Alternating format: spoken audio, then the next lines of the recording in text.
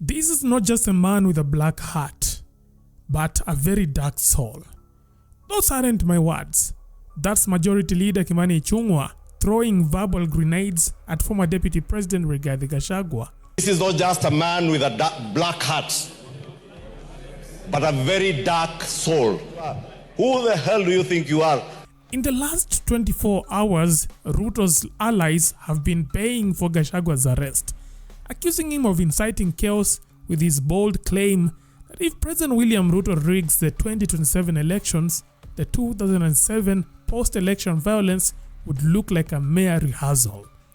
Yet, despite the fiery statements and police theatrics, Gachagua remains free, walking through the political jungle like a lion unbothered by barking dogs. Who the hell do you think you are that you can celebrate the death of Kenyans, calling it a Christmas party? Shame on you. Now, who's going to protect us from this monster, Mr. Speaker, called Rigathi Gachagua? Who on earth is going to protect us from this monster, Mr. Speaker? Who's going to protect us? Because the government looks like it's unable to take an action against him. So, why hasn't Inspector General Douglas Kanja clapped cuffs on the man who's got Ruto's allies restless? Well, let's find out.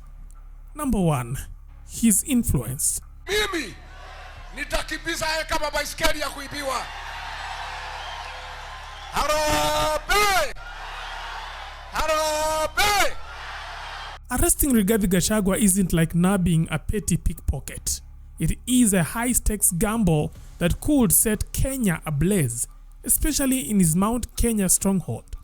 Kwa hivyo mimi nataka tukubaliane, hao wabunge wote ambao wanatembea na rais na kuja kutukosea heshima, kuleta mchele na maharagwe na kuungana na yeye akiumiza watu wetu, wote tuwafukuze. Tutawafukuza. Since his impeachment in October 2024, Gachagua's star hasn't dimmed. It has gone supernova. He's not just a former deputy president, but a folk hero to a legion of followers, both online and in the streets, who see him as a champion against Ruto's alleged betrayals. Wewe Kasongo! Wewe muuaji!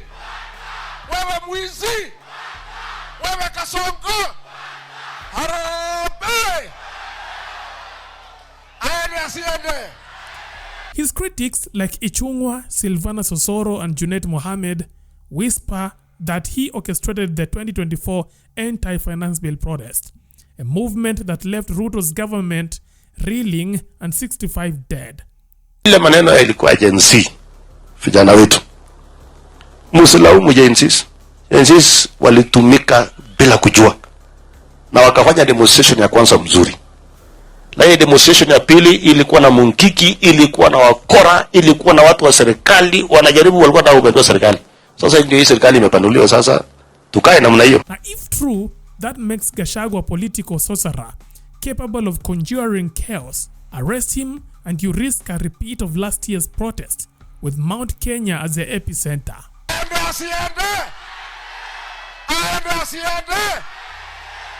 Muko tayari tumfukuze? Muko tayari? The government, still smarting from being caught flat-footed in 2024, is testing the waters, using Ruto's attack dogs to gauge public reaction. And more so the Inspector General of Police, I know he hails from Madera also.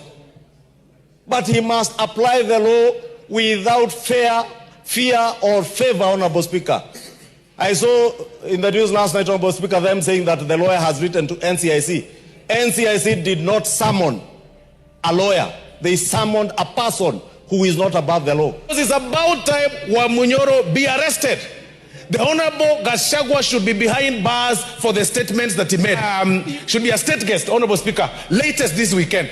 That is a state guest. He should be charged. If the public shrugs, maybe they move in. But if the streets ignite, they know to back off. Such a person is not a leader, he's a criminal, and we should be discussing how we should have him arrested and charged for those crimes, contrary to the NCIC Act. Number 2, legal troubles.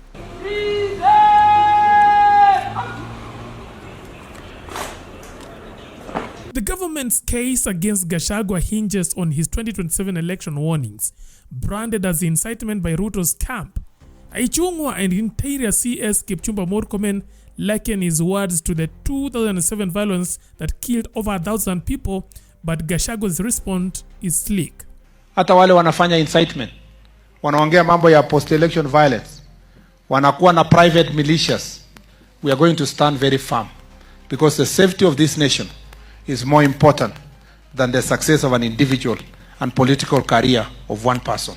Lazima to secure this country ndio tusonge mbele. He's defended his words as a warning, an if-then scenario, not a call to arms. It is a defense that got lawyers nodding and prosecutors sweating. They say the difference between free speech and incitement is razor thin but crucial. The government might not want to gamble on a case that could collapse in a court and turn Gachagua into a martyr. Number 3, public and opposition support. Yeah, there's an abduction squad. We go by what Rigathi Gachagua said last night. Stranger alliances have formed. Since launching the Democracy for Citizens Party DCP in May, Gachagua has drawn support from opposition heavyweights like Kalonzo Musyoka and Cleophas Malala. They argue that arresting Gachagua without due process is intimidation, not justice. The Honorable Rigathi Gachagua cannot say that I will not attend because there are others who have uttered things that they've not been summoned. Anyone who says such things should be summoned.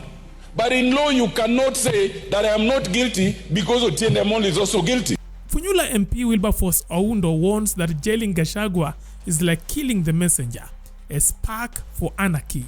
Speaker, many of us were here in 1992 when there were clashes after elections. Many of us were here in 2007, 2008 when the clashes happened. Honorable Speaker, and all those times, Honorable Speaker, they arose because our members were dissatisfied with the process leading to the final outcome. Honorable Speaker, I will be reluctant to bash anybody who raises a red flag. Honorable Speaker, a forewarned is a foreprepared. It is very insensitive for anybody in this country to believe that anybody who raises anything that could make better the management of the next election becomes a point to bash left, right, and center. Honorable Speaker, the danger we make in this country is to kill the messenger, hoping the message will go away. It is important we must listen. Even if the devil is talking to us, Honorable Speaker, allow the Kenyans to listen. There are obviously grievances. In the last election 2022, the charade that was Cherera for, I don't know, this category, is a matter, Honorable Speaker, should never be allowed to repeat in a decent and democratic country like Kenya. Honorable Speaker, we must learn from history. Henry Kissinger said, a nation and its leaders that does not learn from history is in danger of spiraling into anarchy. Honorable Speaker, it will be unfair. It will be like putting an ostrich hiding its head in the sand, believing that what happened in 2007, 2008 cannot happen in this country, Honorable Speaker. We are misleading ourselves. We are lying to ourselves. Let us not kill the message. Let's not kill the messenger, hoping the message will go away. Let's prepare for the next elections properly, adequately, and sufficiently to avoid any point anybody anywhere will feel that the election have not been held in a fair, transparent, and verifiable manner. The election, the appointment of managers of election, Kivuitu said he did not know who won the election. We went into war. If Baba Raila Amolo Odinga did not restrain himself in 2022, when the Cherera said four said this was not an election properly done, we would have done into abyss. I beseech you, I beseech the country, please remember the message, regard the messenger. You have already killed the messenger. I'm so surprised that men are running helter-scared of one single man who has got no vote, who has nothing. Men, style up. Thank you, Honorable Speaker. Gachagua himself is playing the defiance card like a poker pro, daring police to storm his known residences rather than staging roadside drama. When cops barricaded his home on May 18, 2025 with armed officers and roadblocks, social media lit up with images of a siege, only for the police to slink away, no arrest made. Number 4. The art of intimidation. Eliud Langat and reporting to Kipchumba Murkomen and William Ruto had been assigned to harm the senator for Nyandarua and the senator for Kiambu because of their vocal stand against this regime. Let's call it what it is. The government's threats are less about cuffs and more about keeping Gachagua on a leash. By surrounding his homes, arresting his allies, and flooding the airwaves with threats, the government is betting on psychological warfare. The threat of jail hanging like a guillotine, and maybe, just maybe, Gachagua will tone it down. So, why hasn't Gachagua been arrested? Well, because Ruto's government is caught in a high-wire act, balancing political survival against the risk of chaos. Gachagua's Mount Kenya muscle, shaky legal grounds, and a fired-up support base makes him a dangerous target. The police cat-and-mouse games, barricades, threats, and ally arrests are less about justice and more about keeping the former DP in check without lightening a fuse. Tutatoa kiongozi mmoja ya kupambana na Kasongo. Wakiamua ni mimi, nitakimbiza yeye kama baiskeli ya kuibiwa. Harambee! Harambee!